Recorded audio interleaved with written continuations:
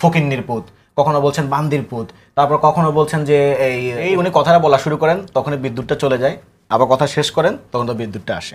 সালেউদ্দিন শিফাত, আমরা সম্প্রতি দেখলাম যে আপনাদের মার্কা নিয়ে, শাপলা মার্কা নিয়ে এখনও নিষ্পত্তি হয়নি, সেই বিষয়টা শুনবো। কিন্তু একটি অনুষ্ঠানে দেখেছি, সেখানে যে মিটিংটি হচ্ছিল সেখানে সার্জিস প্রোগ্রামটি করছিলেন, সার্জিস আলমের এই প্রোগ্রামে, সেখানে কারেন্ট চলে যাওয়ার পর, বিদ্যুৎ চলে যাওয়ার পরে বেশ কিছু মন্তব্য তিনি করেছেন এবং দেখে নেবেন এ ধরনের কথাও তিনি বলেছেন। আমি একটু জানতে চাইছি যে এটা কি আপনারা মনে করেন যে ইচ্ছাকৃতভাবে আসলে মিটিংয়ের সময় বিদ্যুৎ অফ করে দেওয়া হয়? কি কারণে ঠিক এতটা অ্যাগ্রেসিভলি আপনারা মন্তব্যটা, মানে আপনাদের নেতা মন্তব্য করছেন?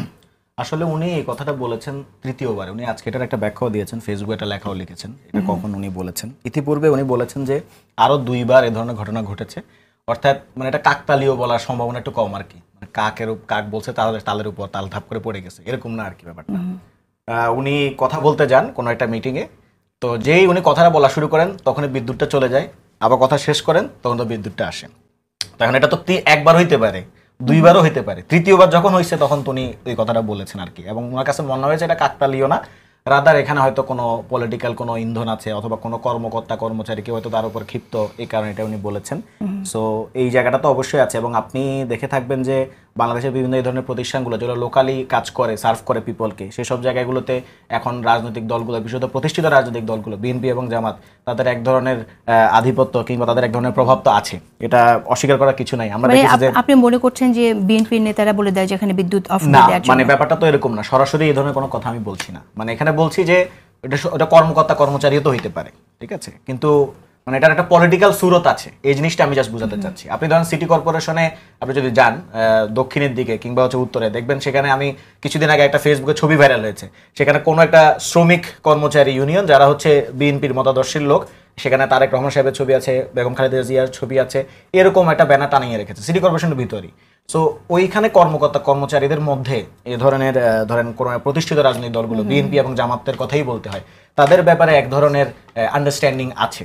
তো এইটা যে অস্বীকার করছি তা মানে এটা অস্বীকার করা যাবে না, কিন্তু এর মানে আবার এই না যে সার্জিস আলম যে মন্তব্য করেছে সেখানে বিএনপির লোকজন বা জামাতের লোকজন জড়িত ছিল, ব্যাপারটা এরকম করে আমি বলছি না। কিন্তু এই মন্তব্যটা নিয়েও আমি একটু শুনতে চাই যে তিনি বলেছেন, এখানে উনি বললেন যে একদিন, এটা কেন একদিন হয়তো 2 দিন হয়তো কিচ্ছু বলতাম না, 3 দিনে এটা হয়েছে, যারা এটা করছে তারা হচ্ছে রাজনৈতিক ...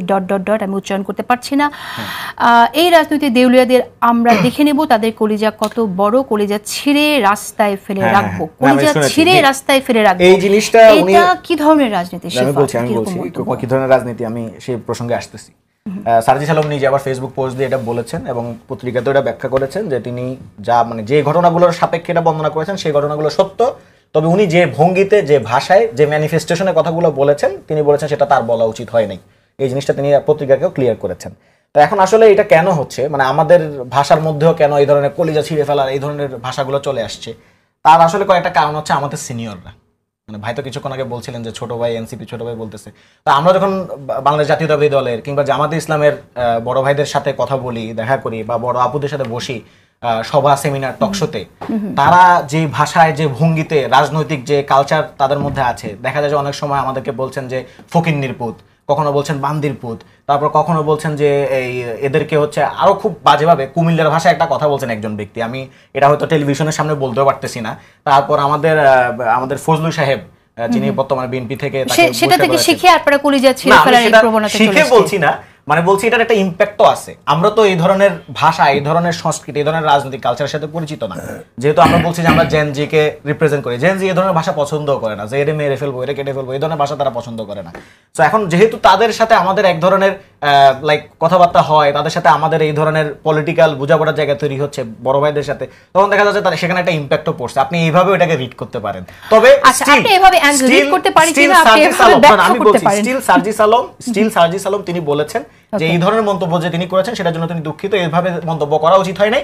বাট যে ফ্যাক্টটা উনি বলেছেন যে তিনি কথা বলতে আরম্ভ করেন তখন বিদ্যুৎ চলে এই যায়, বিষয়টা আমি আবার বুঝতে কথা চাইছি, শেষ আপনি করলে এটা বলছেন, বিদ্যুৎ আমি আসে। এটা বুঝতে চাইছি যে কথা বলতে শুরু করলে একবার দুইবার না থার্ড টাইম তৃতীয়বার, এটা এটা হলো, third time হয়েছে। এটা আসলে কেন হলো বলে আপনারা মনে করেন? না, সেটা তো আমি বলেছি যে লোকাল পর্যায়ে যারা এই ধরনের সার্ভিং ইনস্টিটিউশনস গুলো আছে, যারা পিপলকে সার্ভ করে, এই ধরনের ইনস্টিটিউশন গুলোর মধ্যেও আমরা দেখতে পাই যে অনেক সময় প্রতিষ্ঠিত রাজনৈতিক দলগুলোর সাথে কেউ সমর্থক থাকে, কারণ কর্মকর্তা কর্মচারীরাই তো, তাদেরও তো একটা রাজনৈতিক বোঝাপড়া থাকে। তো এই জিনিসটা আচ্ছা, রাজনৈতিক বোঝাপড়ার কারণে আপনারা কি আসলে ম্যানেজ করেন কি